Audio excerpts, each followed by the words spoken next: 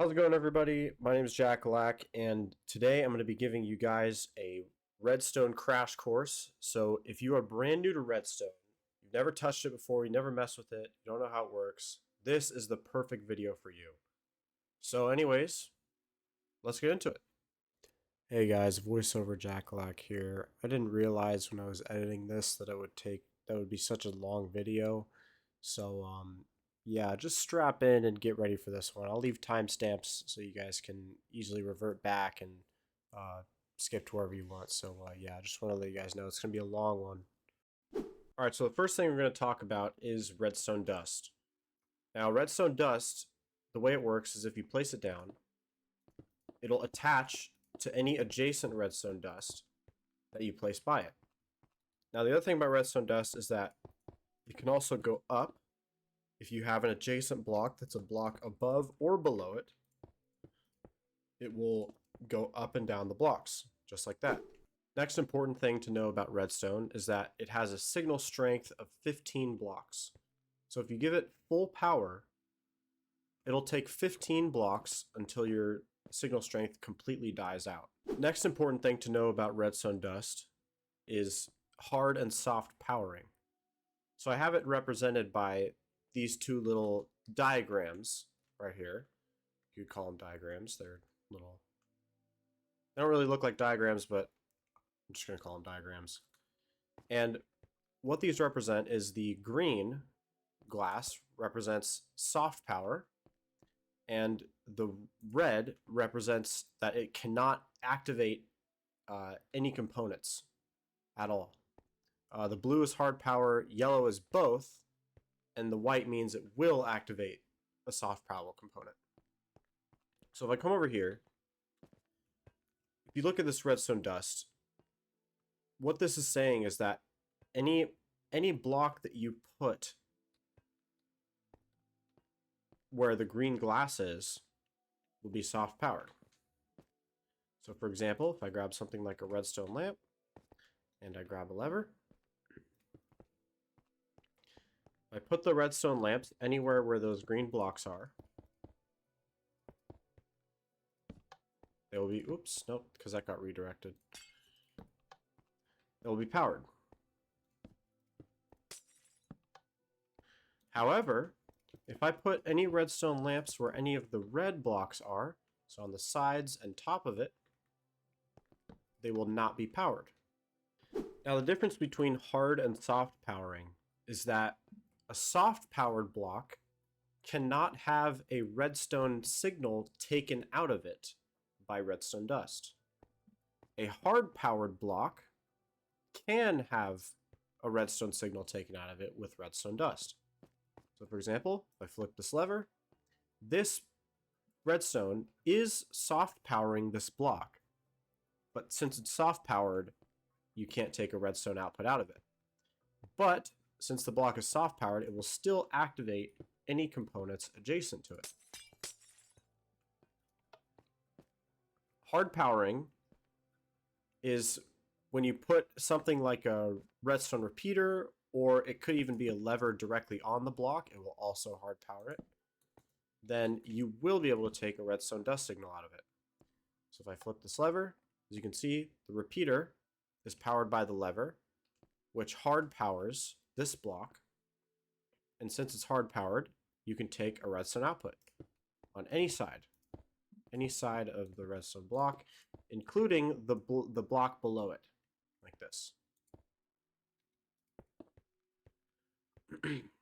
Now, the other thing about soft powered blocks is if you soft power a block, you can't take a redstone signal out of it with dust. However, you can use something like a redstone repeater to take an output and continue your redstone line. That is hard and soft powering. Alright, now we're going to get to the fun stuff, which is power sources. So I've got two categories here of redstone objects. The first category is power sources, and the second category I'm calling redstone components. So these are things that do not produce power on their own, but are used in redstone. These are all items that are able to produce power. Let's get started with the first item. The first redstone power source is called a lever. If you flick a lever, it will activate any soft powerable components on the sides or top, and it will hard power the block that it's on. So just to demonstrate this, you can take a redstone lamp and put it next to this, because like the diagram shows here, if we go back to the legend, it will activate the soft power component where the white glass is. So white glass activates the redstone. Since this block is hard powered, because the lever is on it, you are able to take a redstone output from it, just like this. Another important thing to know about levers is that you can place them on any side of a block, including the bottom. Like this, for example. You can place it on the side. Anywhere you want to, it's able to be placed on the block. And whatever block it is placed on will be hard powered. And all other blocks adjacent to the lever will be able to activate their adjacent components. Now, just to show this, the lever does not hard power or soft power adjacent blocks. If this was soft powered, then if this block was soft powered, then you would be able to flick the lever and this would activate. Because remember, soft powered blocks can activate adjacent redstone components. Not like this. That's not the right way to think about it. But soft powered blocks will activate adjacent components like this. So it does not soft power, it only activates components next to it, including redstone dust. So yeah, that is the lever. Next we'll move on to buttons. So there's two categories of buttons in the game. You have wood buttons and stone buttons. Now, stone buttons are considered either the polished black stone button or the normal stone button. All other buttons are considered wood buttons. Now, the way buttons work is if you right-click it, they'll stay on for a short period of time and turn back off. Both buttons work this way. But if you look carefully, you'll notice that the wood button has a longer pulse. In other words, it stays on for longer than the stone button. The stone button turns off a little bit quicker. This is the only difference between these two types of buttons. Also, they work exactly the same way the lever does, where you can place them on any side of a block, including the bottom, and whatever block that they are placed on will be hard powered, and any adjacent blocks can be activated, but not soft powered, as you see here. Very important. Okay, the next thing we're going to take a look at is pressure plates. Now in the game, there are three main types of pressure plates. There's stone, wood, and weighted pressure plates, which has two variants. There's the light weighted pressure plate and the heavy weighted pressure plate. I'm not going to cover these pressure plates in this video because they have extremely niche use cases, and it's likely that in your redstone journey, you will never use either of them. So I'm just not going to cover them. But if we look at the two main types of pressure plates, there's two differences between them. Similar to the stone button, they have different delays, in which the wooden pressure plate, if you step on it and get off, turns off fairly quickly. The stone pressure plate, if you step on it and get off, takes much longer to activate. That's the first difference. The second difference is that the wooden pressure plate can be activated by any entity that is on top of it. So if you drop an item on the ground is considered an entity, it'll activate it. The same cannot be said for the stone pressure plate. Any entity, including boats or mobs, anything like that, can activate a wooden pressure plate. There you are. Any entity at all. Put that away. And yeah, those are the two main differences between the pressure plates, and the way that they power blocks around them is exactly the same as the buttons and the lever. Now let's look at the Redstone Torch. The Redstone Torch is unique in that it's a power source and a component. It's both. So you can use it as either one. The way that I have it used here is as a power source. So any block around it, it can emit power and it'll stay on permanently. Now, what's special about the Redstone Torch is that the block that it's on does not get powered. So unlike the first 5 power sources, all of these hard power the block that they're on. The Redstone Torch does not. So for example, it's on right now. If I place a redstone lamp here, if this was hard powered, then you would expect this to be turned on, but it's not. So this block, it's impossible for the Redstone Torch to power this block. The next important thing to know about the Redstone Torch is that it hard powers the block directly above it. So in this instance, it would be the sandstone. And you can tell that it's hard powered because I put redstone dust, that's not a good example, here, like this. Normally, right, if a block is soft powered, so this is soft powered, you can't take a redstone output from it. But if you hard power a block with a hard power component or power source, then you can take a redstone dust output from it. So that's how we know that this is hard powered, this block right here.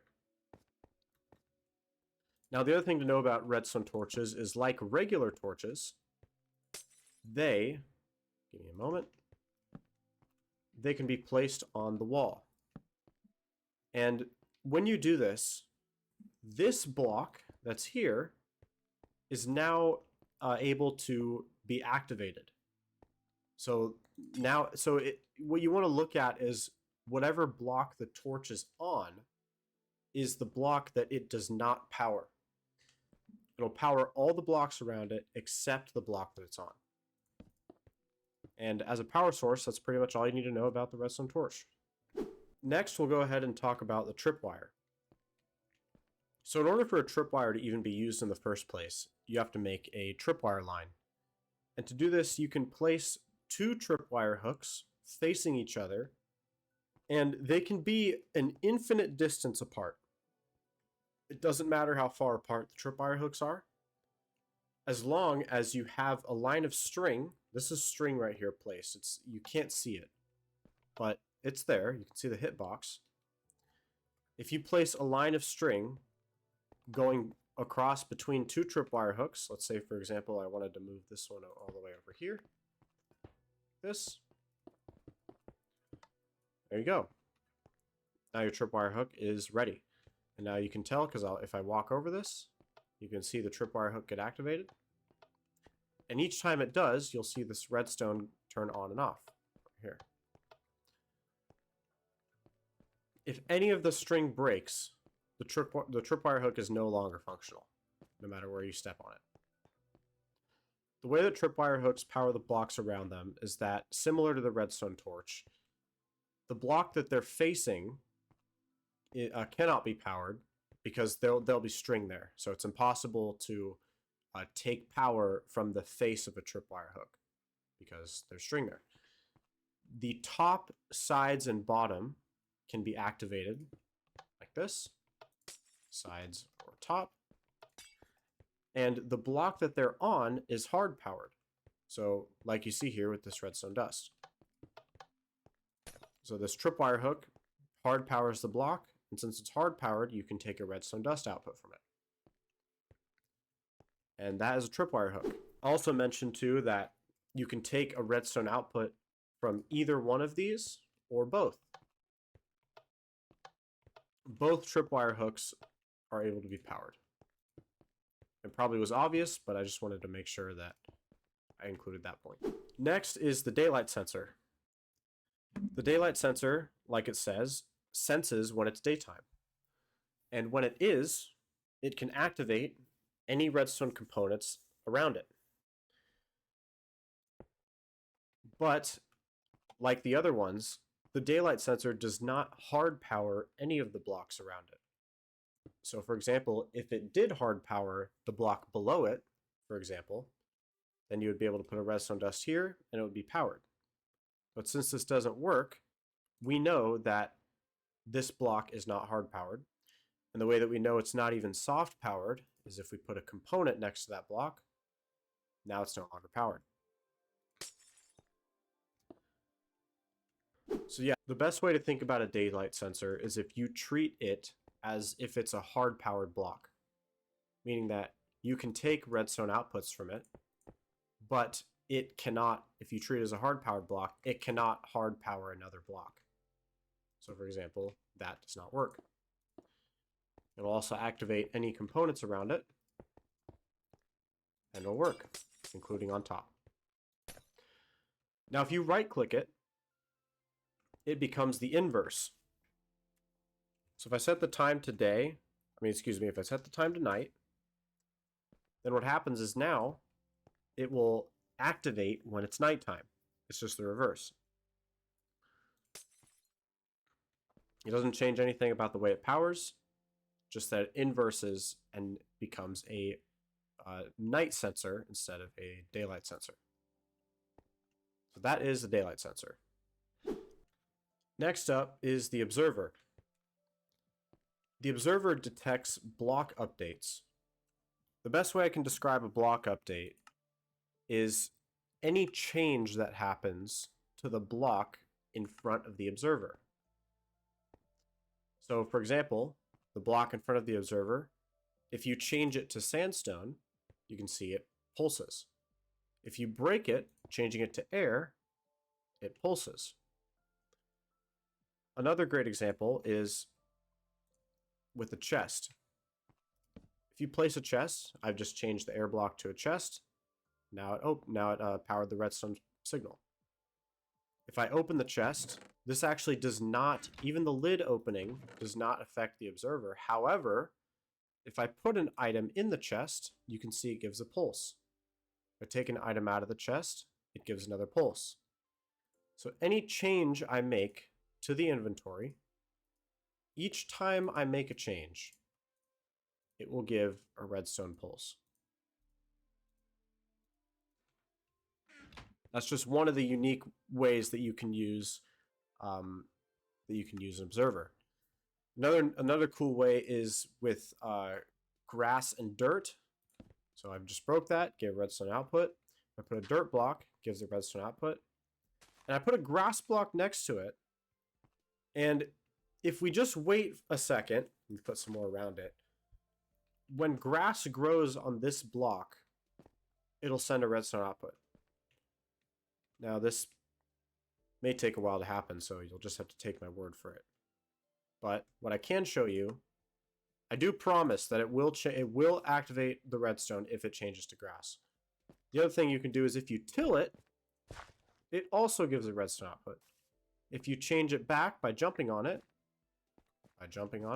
it also gives a redstone output.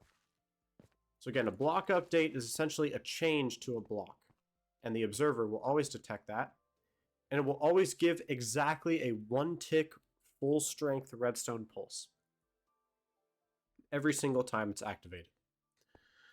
Now the observer, the only block it will power is the block that this red dot is adjacent to, and it will hard power it. None of the blocks around it get powered if you activate the observer. As you can see, only the way it's facing.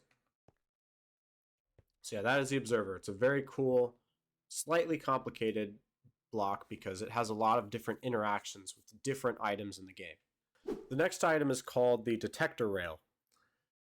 The way the Detector Rail works is that anytime a minecart is on top of it, it gives a constant redstone output. Whether it's just a minecart sitting there, or if a minecart is on a rail track and passes over it, while it's passing over it, the detector rail will have a redstone output as long as the minecart is above it. It's very simple the way it works. Not much to say about it. When it's powered, it hard powers the block below it and only activates components around it and above it. The next component is the Redstone Block. Now the Redstone Block should be treated as basically a hard-powered block. That's the way you want to treat a redstone block. So it will activate redstone dust if you place redstone dust next to it, because it's a hard-powered block. But if you put a block next to it and a redstone dust block, it won't work because a hard-powered block cannot power a block directly. It's very, very simple. There's not much to say about the redstone block. Just treat it as a hard-powered block. Now we're getting into the obscure power sources here. So the first one is the Lectern. This is kind of a little-known mechanism in the game. But if you have redstone dust coming out of a Lectern, each time you flip the page, let me put a light here so you can see this better. Each time you flip the page, it'll light up the light. Every time. And that's it. Any book you have in here, each time you turn the page, it'll give a redstone output. Now, the Lectern powers the blocks around it, just like a lever, button, or pressure plate, where it'll hard power the block below it and only activate components around it. So if I put a redstone lamp, for example, right next to it, and I use it, it'll power it. Very simple. The next redstone power source I want to talk about is called the Jukebox. Most of you guys are probably familiar with the Jukebox.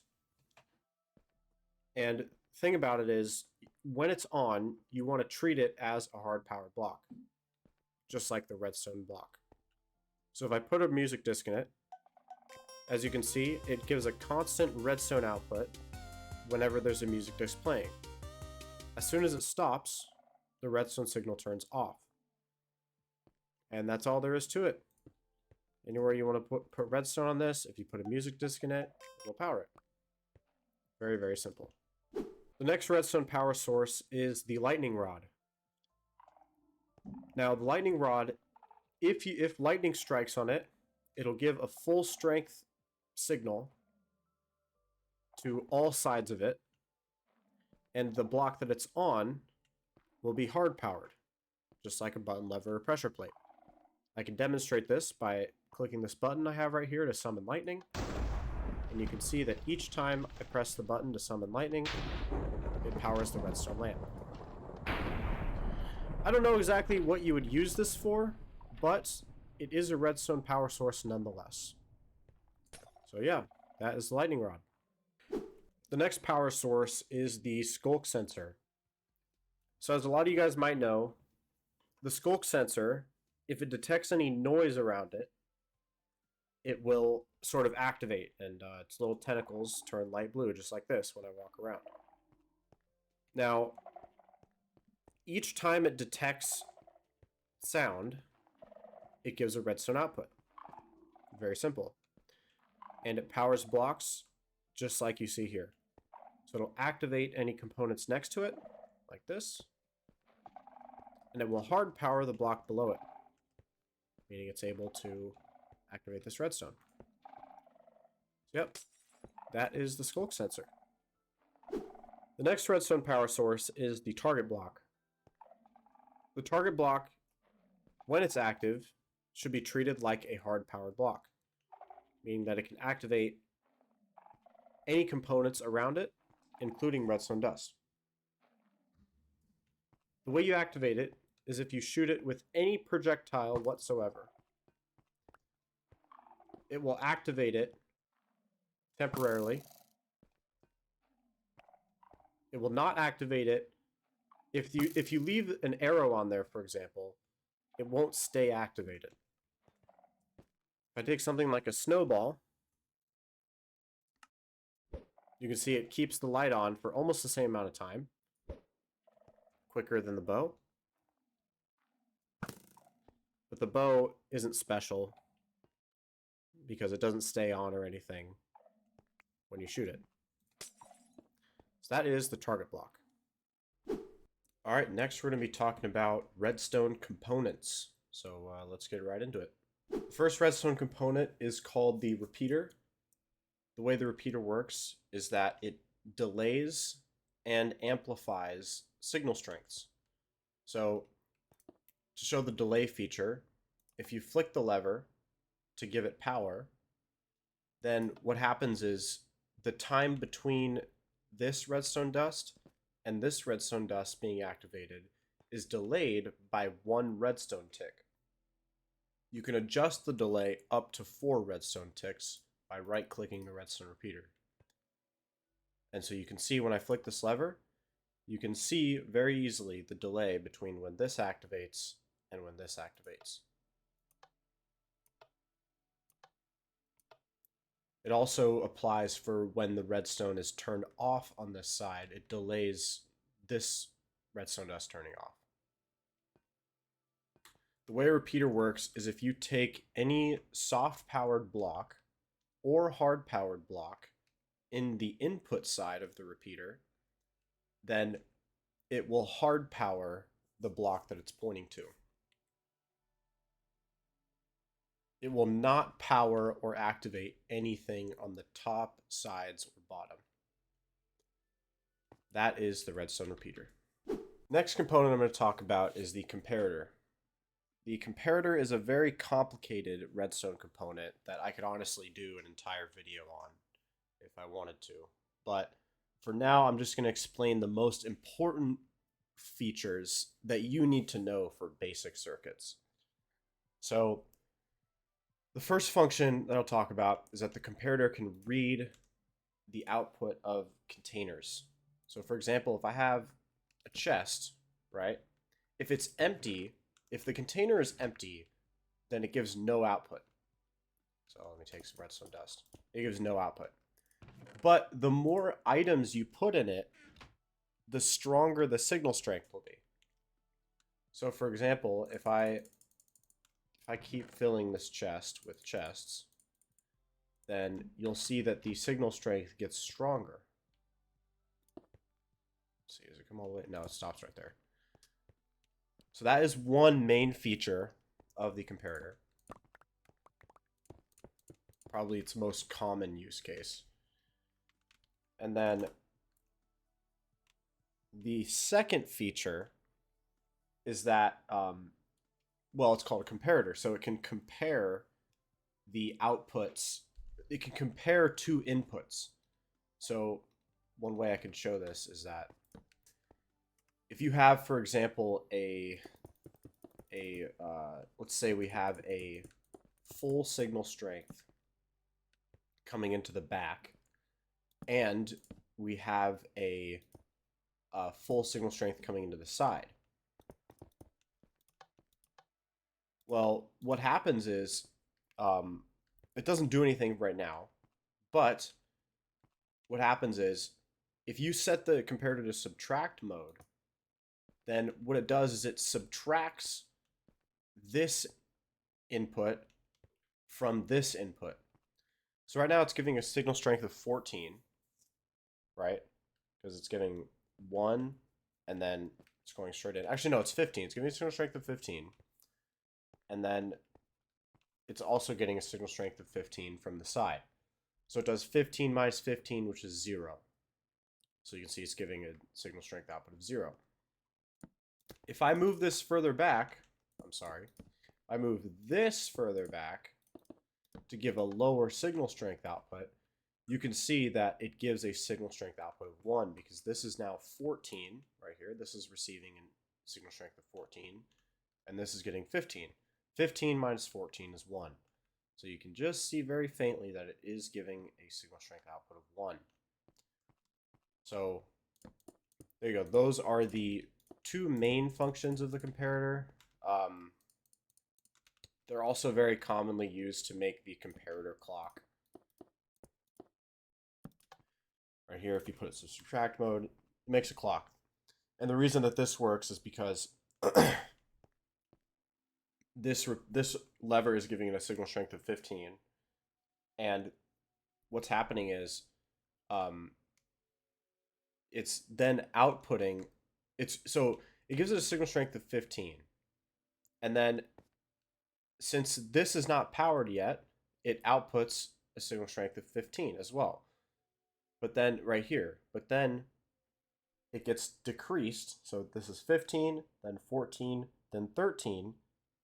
So then it receives a signal strength of 13. And so then 13 minus 15 is 2.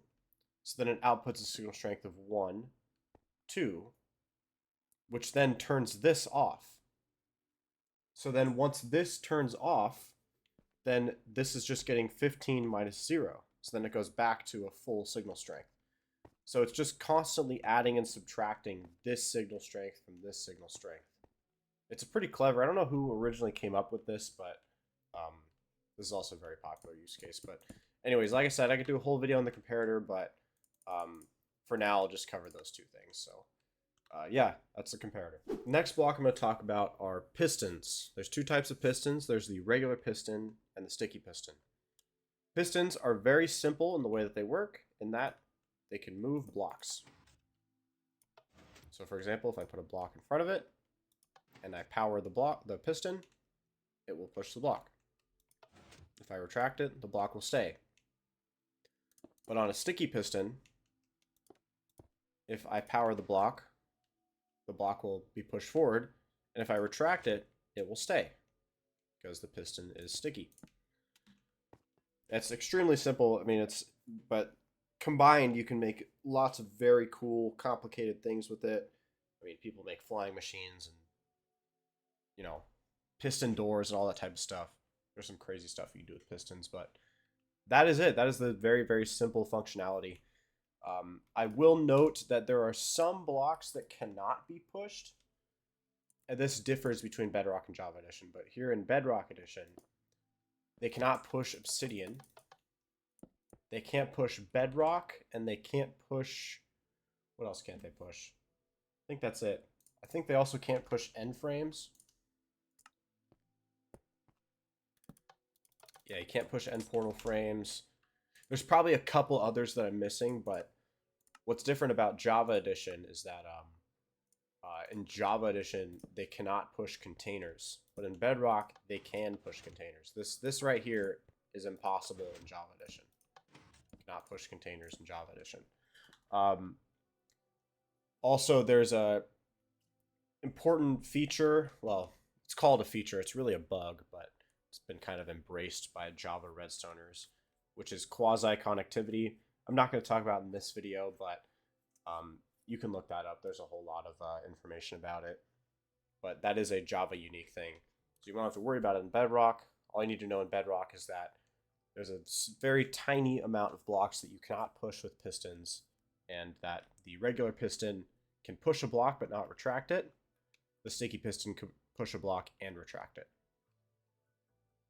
And also, pistons can be activated on all sides except the face by hard or soft power. So, yep, that's what you need to know about the pistons. All right, next I'll move on to the Redstone Lamp. The Redstone Lamp is one of the simplest redstone components there is. It simply illuminates when it receives a redstone signal from any side, hard or soft power. There really isn't much to it. Yeah, that's it. It can receive. It's also considered a solid block as well. I guess I'll mention that. So, and solid blocks can be hard powered and taken and have signals taken from them. So you can do that. Yeah, Redstone Lamp, very simple.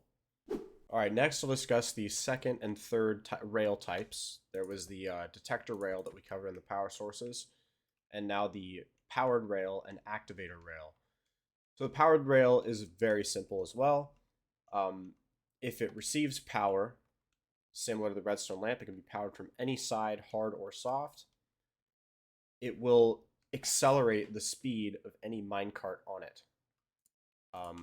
The thing is if you place a minecart on it, it will not move until it's given some sort of momentum. So that could be an incline. That's one way that you could give a minecart momentum. So for example, if I place it It could be a push. It could be, there's a lot of ways to give it momentum, but yeah. So we need to know about the power rail. I guess the last thing is that they can be connected. So if you power one powered rail, any adjacent powered rails that are connected will also be powered, and they will power each other. I forget how long it is. Let's see. So you can go 1, 2, 3, 4, 5, 6, 7, 8, 9, 10, 11. Oh, nope. It looks like 9. 1, 2, 3, 4, 5, 6, 7, 8, 9. So you can power up to 9 powered rails at a time with one power source. Now, obviously, that can be extended if you, let's say you have one here, you go each way 9 powered rails. Then you could have 18 total. But yeah, that's the powered rail. Next is the activator rail. The activator rail has it has special interactions with certain minecarts. So, for example, if you have a minecart with TNT, I'll demonstrate this. So if I come over here, put the minecart TNT here, and do this, it activates the TNT. So that's just one way that the activator rail can work. Just build all this up. Give me a second. I just wanted to demonstrate that once. Yeah, so that's just one interaction that the activator rail has with minecarts. All right, next we're going to be talking about the Redstone Torch as a component. So I've already discussed how it works as a power source, right? Come over here. How it powers blocks. I've already discussed that. But it can also be used as a component because it can receive inputs. So the way a torch works is if you activate the block that the base of it is touching, so whether that be the block below it or the wall block that it's touching, then it will shut off like this. Now it works exactly the same way. It works just as you would expect. So essentially, when you do this, all of the blocks on the side and the top that are adjacent to it will not be powered anymore. It's very simple. You're just shutting it off, essentially. So and one way to think about it is it reverses whatever signal it gets. So if you give it an off signal, it's on. If you get an on signal, it's off. That is the Redstone Torch. Very simple. All right, the next two components I'm going to talk about are the dropper and dispenser. They work in pretty much identical ways. The one difference is that with certain items, the dropper has different interactions with some items. So if I take a water bucket, for example, and put it in a dispenser, I'm sorry, I meant the dispenser interacts differently than the dropper with items. So if you put something like a water bucket, for example, in a dispenser, then what happens is if you give it power, it will spit the water out of the bucket. If you power it again, it'll take the water back out. There's all sorts of different items. There's not a ton, but there's a lot of items that do work this way. So one example is arrows. If you fill a dispenser with arrows and power it, it'll shoot the arrow.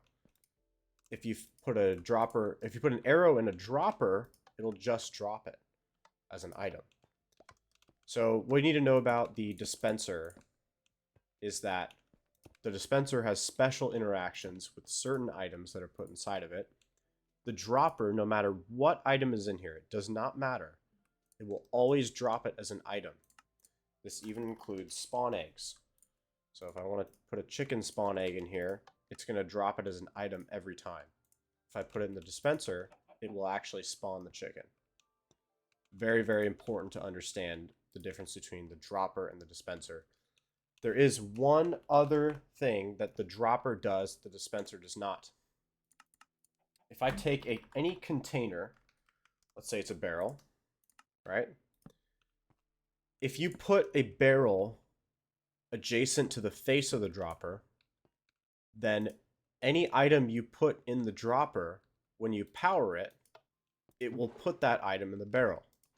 This is a very cool, I use this a lot in a lot of my personal contraptions. This is extremely useful for transporting items. Yeah, so that is the dropper and the dispenser. Now, the dropper and the dispenser can be hard or soft powered on any side, including their face. Very important to understand that. So a lot of the blocks, whatever their face is, like the piston or the note block, we'll talk about these in the future, but you can, even the face you can power it from. So yeah, it'll work no matter what side you power it from. So that is the dropper and the dispenser. Next, we're going to talk about the note block. The note block is pretty cool because whenever you power it from any of the sides or the bottom, hard or soft power, it plays a note. Now, the note that it plays can be changed by right-clicking it to increase the pitch, and once it gets to the highest pitch, it'll cycle back to the lowest pitch. When it receives a pulse, it'll play the note. If you put a block on top of a note block, it will make no noise at all. Another cool thing about note blocks is some blocks, if you place certain blocks below the note block, it'll change the instrument. I think that's one of them is emerald. I think hay bale is one. Yeah, it's kind of like a banjo sort of. But yeah, so that's a note block. There's a lot of different instruments that the note block can play, and you can change which note and which instrument it plays by putting the appropriate block below it. So yeah, that is a note block. Pretty fun. All right, the next few blocks I'm going to talk about are doors and trapdoors. I'm going to kind of cover these at the exact same time because they all operate in pretty much the same way. So doors and trapdoors, any of them, if you power them, can be opened and closed. If they're iron, you cannot open them by hand. I'm right-clicking this as much as I can. It's not opening. This is not opening.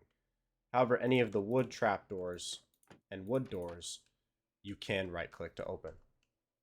Very, very simple. Now, all of these, if they receive hard or soft power from any adjacent blocks at all, they will open and close. And yeah, that is doors and trapdoors. Very simple to understand. All right, the next component I'm going to talk about is the hopper. Now, the hopper is fairly complicated. There's a lot you can do with hoppers. There's a lot of, there's just a lot. It's a very versatile block. But what's important to know about hoppers is that when you place a hopper, the face of the block that you're looking at really matters. So for example, if I look at the side of this block and place the hopper, you'll notice there's a little nub that kind of points at that face of the block. That's not there if I look at the top face of a block. Now it's pointing down. Same if I put it on the top of this block, or if I put it on the side, you can see the little nub is pointing into that block. It all depends on the face of the block that you're placing it on. Now, the direction it's pointing determines which way that it is going to, put items. So, for example, if I grab a barrel and I replace the barrel here, and I put an item inside of the hopper, you'll see it took it out and it put it in this barrel. And that's because this nub is pointing to the barrel. If I were to put the barrel on a side that the nub is not pointing to, and I put the item in the hopper, it's not going to put the item in the barrel. It's very important which direction this nub is facing. And this always works the same way. So if the nub is pointing down, then the hopper will put the item into the barrel below it. I can demonstrate this the same way. If If I do this, this hopper will not put the item in this barrel. The other thing about hoppers is that while you can put items into a hopper manually, and if you have a chain of hoppers like this, then if you put an item in this hopper, it will take the item and put it where the nub is pointing, which is into this hopper. Then this hopper will put it to where its nub is pointing, which is this hopper, and so on until it gets to wherever you want it to go. So if I put this item in here, then it will absolutely be in this barrel because all the hopper nubs are pointing to their adjacent hopper. Another important thing to understand about hoppers is that they can be locked with redstone. For example, if I make a setup like this, and I turn this lever on, it powers the redstone, which soft powers this block, which activates the hopper. So the hopper is currently locked, which means that it cannot receive items. So if I drop an item on top of it, it will not receive it. If I unlock the hopper, you can see it just took the item and put it inside the barrel. Also, if it already has an item in it, it cannot send the item either. So for example, if I have the hopper locked right now, it's giving it a redstone pulse, and I put an item inside of it, it stays there, and it does not go into the barrel until I unlock it. Now it's in the barrel. Those are the main principles of using hoppers. They're actually a fair bit more complicated than that, but I'm not going to overwhelm you at the moment with that. Those are kind of the most important features and ways to use it. So now we'll move on to TNT. Now TNT, even if you haven't messed with redstone before, really, you've probably messed with TNT. It can be pretty fun to just put a massive block of TNT in a world and just light it and see what happens. You know, that's what we all did when we started playing Minecraft. And so, but what a lot of people may not know, even though it's fairly common knowledge, but some of you might not know, is TNT is technically a redstone component because it can be activated with redstone. You do not just need flint and steel or any type of fire. It can be activated with redstone. And it can be hard or soft powered on any side. Same as most components. So yeah, that's TNT. Next we'll move on to the fence gates. So all of the fence gate types, all of the fence gate types work the same. And what happens is they work very, very similarly to doors and trapdoors. If they're hard or soft powered on any side, they will be opened. And if they're unpowered, they'll close again. Obviously, you can still open them by hand, but you can also use redstone. Very simple. Now next, I'm going to throw in the regular rails because while really they don't have very much, like, they aren't necessarily a redstone component, but they can be affected by redstone. So the way it works is if you have, let's say you have a three-way junction like this at a rail station that you're designing, and you want to be able to switch the track. Well, you can. So if you have a rail just like this, and you power, hard or soft, power the curved rail, it will switch directions. When you unpower it, it'll switch back. It's a very cool feature. Yeah, it's very simple, and it's you can't do it manually. You can only do this with redstone. So it's important to understand if you're a fan of minecarts and all that type of stuff. So yeah, rails. All right, now we're getting into these last three are pretty unconventional and no one really uses these, but it's important, I think, to mention them. So the first is the bell. I'll kind of cover these all at the same time. The first item is the bell. The bell, when it receives hard or soft power from any side, it will ring. That's it. That's very simple. If you're making a big note block song or something like that, and you want to incorporate a big bell sound like this, then there you go. You can do it. The next is the armor stand. The armor stand, it can dance, or it can be set to a pose based on the signal strength that it receives. So I designed a while back a machine that it just basically spammed random signal strengths and uh, basically made the armor stand dance, which is pretty cool. But yeah, not a very used feature, but because when you turn it off, it doesn't go back to the default pose. It just stays at that one. But yeah, that is that's the armor stand. And the last one, this is probably the funniest one, is the dragon head. So actually be able to see this better if I do this, but if I put it up here, if you give it hard or soft power from any side, its mouth will open and close. It's pretty funny that it does this, but yeah, this is something that you can do with the dragon head. If you want to put this at the front of your base to deter any perpetrators, scare them off, you can do that. Yeah, that's the dragon head. And lastly, this is probably something I should have covered at the very beginning, but I want to explain this concept here at the end. So many of these blocks, many of them are considered transparent blocks. So when I say the word transparent, it doesn't mean that I'm not talking about like glass. I'm not using the traditional sense of the word transparent. When I say the words transparent and solid, I'm using it in the proprietary way that it's understood in Minecraft. So transparent blocks they can be entire blocks. So like the chest, for example, is considered a transparent block, even though you can't see through it, but it's a transparent block when I use it in kind of Minecraft's proprietary terminology. And what's important to know about transparent and solid blocks is that solid blocks can be powered.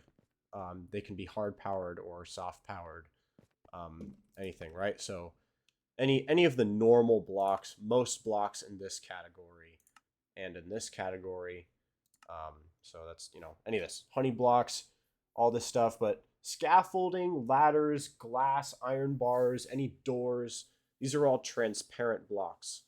The slime block is not, so that's interesting too. So like the honey block, you can see right through it, right? So you would think, oh, it's a transparent block. But no, it's not. It's not a transparent block because that's just not it's not what it is. It's Minecraft's proprietary definition. So if you give it power, it will work with redstone. However, a transparent block cannot carry a redstone signal.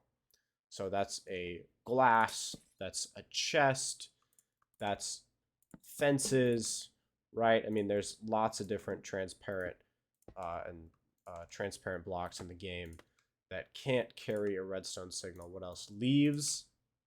You can't carry with leaves. Yeah, so any of these transparent blocks, but even some of these solid blocks that are transparent, you would think, oh, it's a transparent block. Then you would be mistaken. Even the slime block, you can carry redstone signals through it.